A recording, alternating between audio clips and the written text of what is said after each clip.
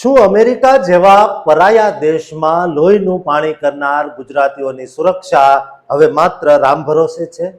આ જીવલેણ હુમલા પાછળનું ભયાનક સત્ય જાણીને તમે ચોક્કસ સ્તબ્ધ થઈ જશો.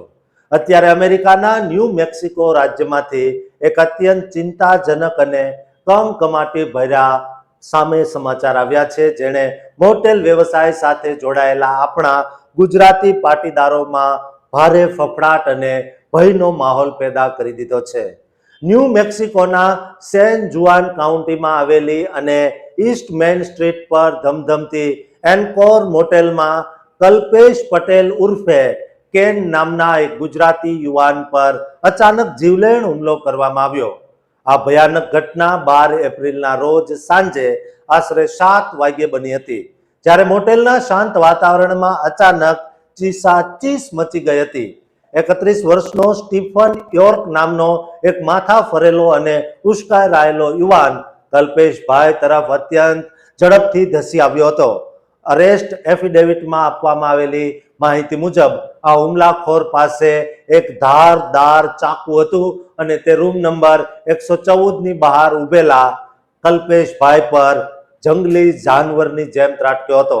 તેણે કલ્પેશભાઈના પેટમાં ડાબી તરફ બહુ જ જોરથી ચાકુ હુલાવી દીધું હતું. આ હુમલો એટલો વીજળીક હતો કે કલ્પેશભાઈને બચવાની કે સાવચેત થવાની કોઈ જ તક મળી નહોતી. આ કરુણ ઘટનાની નજરે જોનારા બે સાક્ષીઓએ ફેરમિંગ્ટન પોલીસને જણાવ્યું છે કે હુમલાખોર સ્ટીફન કોઈ પણ ઉશ્કેરણી વગર કેન પટેલ તરફ દોડ્યો હતો અને તેને છરીના ઘા ઝીકી દીધા હતા. એક ત્રીજા સાક્ષીએ તો એવું પણ જણાવ્યું કે તેણે સ્ટીફનના હાથમાં એક જૂનું અને કટાઈ ગયેલું ભયાનક ચાકુ જોયું હતું.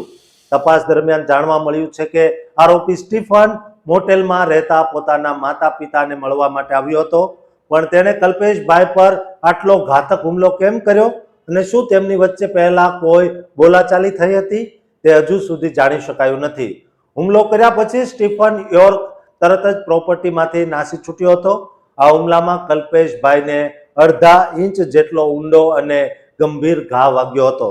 તેમણે તાત્કાલિક લોહી લુહાણ હાલતમાં હોસ્પિટલ ખસેડવામાં આવ્યા હતા.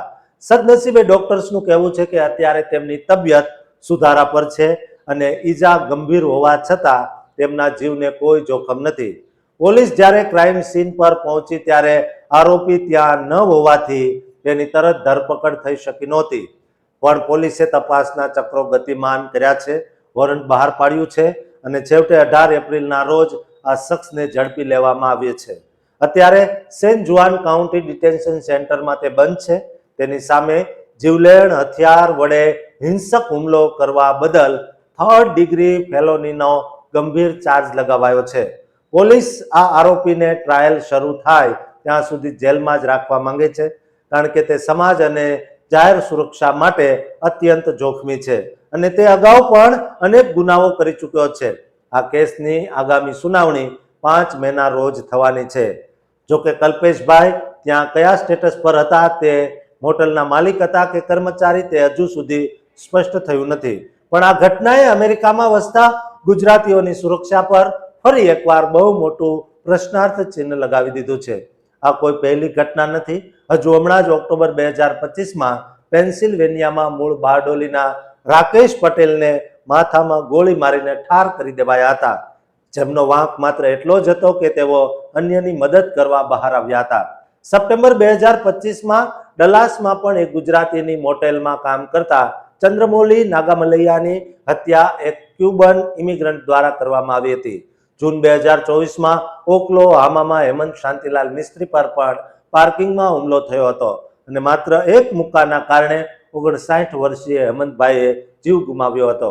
આ તમામ ઘટનાઓ સાબિત કરે છે કે અમેરિકામાં મોટેલ ચલાવતા આપણા ગુજરાતી ભાઈઓનું જીવન કેટલું જોખમી છે અને ગમે ત્યારે કોઈ પણ માથા ફરેલો શખ્સ તેની જિંદગી છીનવી શકે છે. દોસ્તો, આ વિડીયો એવા ગુજરાતીઓને શેર કરજો જેથી કરીને સરકાર આપણા ગુજરાતીઓની સુરક્ષા માટે કંઈક વિચારે અને આ ચેનલને સબસ્ક્રાઇબ કરવાનું ચૂકતા નહીં.